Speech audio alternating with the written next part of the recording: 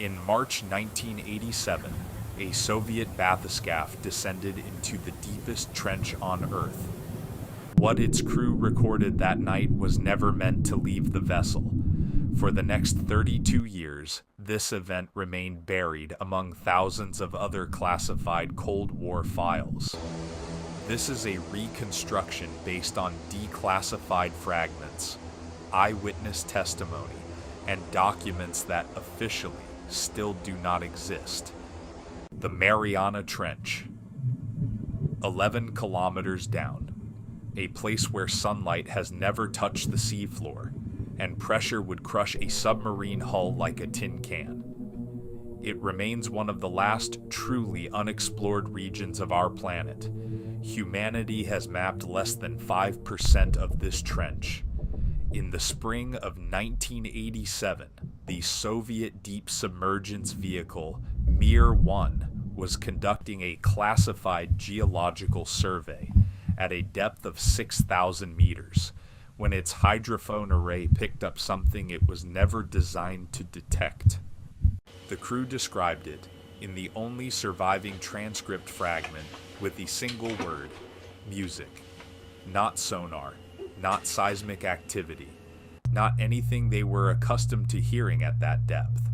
A structured, repeating tonal pattern, rising and falling in a way that one technician later compared to a cathedral organ played underwater.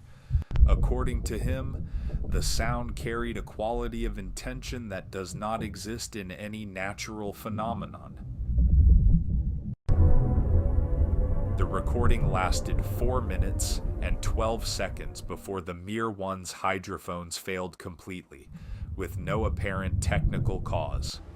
The vessel surfaced 18 hours later, far behind its planned schedule. The entire crew was quarantined for 6 days at a sealed military facility. The incident was never reported to Soviet Naval Command through normal channels. Instead, the matter was forwarded directly to a separate agency. 1 week later, 700 kilometers to the east, the American attack submarine USS Bonefish received unusual orders. Proceed to a specific set of coordinates in international waters and conduct what its log describes only as passive acoustic reconnaissance. The crew was told they were tracking a Soviet research vessel. Nothing in the order indicated the true nature of the mission, and none of the officers aboard had full access to the operation's context. They were not tracking a Soviet vessel. What the Bonefish found at the bottom of the Pacific that week was not built by any nation on this planet, by any known engineering tradition, by any technology available in 1987. And for the first time, a branch of the United States military began asking a question it was not equipped, did not have the tools, and perhaps did not have the right to answer. What you are about to hear is taken from a digitized analog tape, reportedly recovered from a Navy archive in 2009 under a Freedom of Information request that was later retroactively denied. The agency claims the file was released in error, that it should never have left classified storage. And yet, the file remains online to this day, mirrored across dozens of servers that no single authority has managed to take down. Acoustic analysts who reviewed the recording immediately compared it to the most obvious candidate: whale song, humpback, blue, fin. The Pacific is full of them, and false alarms like this happen more often than the public realizes. The comparison software returned a 0% match across every recorded cetacean vocalization in the NOAA database. Whatever produced this sound, it was not a whale, and it was not any other cataloged marine species. We spoke with a man who, for 31 years, worked as a signals analyst for the U.S. Navy's Undersea Surveillance Division, a career spent listening to the ocean for exactly this kind of anomaly. He agreed to speak with us only on the condition of anonymity, citing an active non-disclosure agreement he says he is still bound by, decades after his retirement. We have altered his voice and obscured his identity at his request. We ran the waveform through every pattern recognition system we had access to. Sonar returned seismic data, even radio telemetry formats. Anything that might explain a structured signal at that depth, nothing matched, not even partially. Then someone, I don't remember who, it might have been a junior tech, ran it through a mathematical constants library, almost as a joke, just on a hunch that nobody took seriously at the time. Embedded in the harmonic structure, repeating every 41 seconds with almost mechanical precision, was a sequence 3, 1, 4, 1, 5, 9, pi. But it wasn't expressed in base 10 the way every human mathematical tradition expresses it. It was base 8, octal.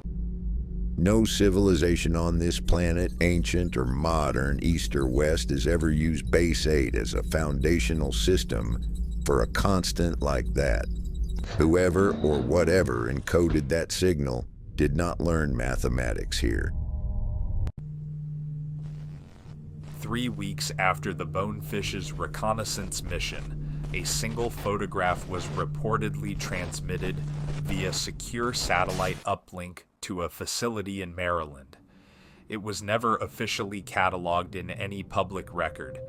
It surfaced once, in 2015, posted anonymously to a defense contractor forum, and was deleted within 4 hours, but not before several users had already saved and redistributed it. This is a restoration of that image. The structure was estimated, based on parallax markers from the bathyscaphe's twin lights, to be approximately 1.2 kilometers across, larger than most office districts in a major city. It was not moving, and showed no sign of having moved in a very long time. It was, according to the only written description that survives from anyone who saw it firsthand, breathing. We asked the analyst the question that, by his own admission, took him over 20 years to be able to answer without his hand shaking. It is the same question that anyone watching this would eventually arrive at, given enough time with the evidence. We asked him simply, what are they? They're not aliens. Not in the way people think of that word. Not visitors, not travelers. Not something that crossed a vast distance to find us.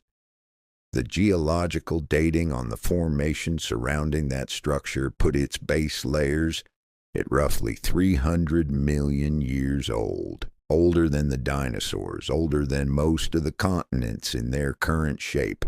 They didn't come from somewhere else. They've always been here. We're the ones who arrive late and loudly.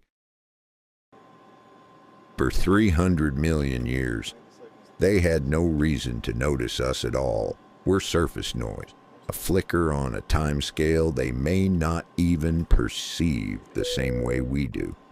You don't think about the bacteria living on your skin until something starts to itch. And in the 1980s, with the buildup of nuclear submarines with active sonar arrays pulsing through every ocean basin on Earth day and night for decades, we started, in a very real sense, to itch. The final document in this archive is also the shortest, and in some ways the most difficult to verify. It is a radio intercept, recorded 11 days after the Bonefish's mission, on a frequency that, according to every physical model available, should not have been able to propagate at that depth at all. Audio engineers who examined the recording years later found that, when reversed, it produced clearly articulated human speech, in English spoken slowly, almost deliberately.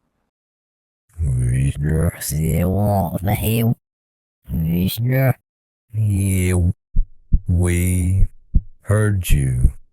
We have always heard you.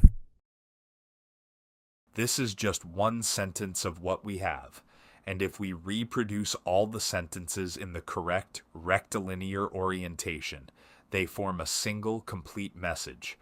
A message that exists almost verbatim in a religious text that is over 2,000 years old, written long before anyone on Earth had the opportunity to explore an ocean trench, let alone talk to anyone who lived in it.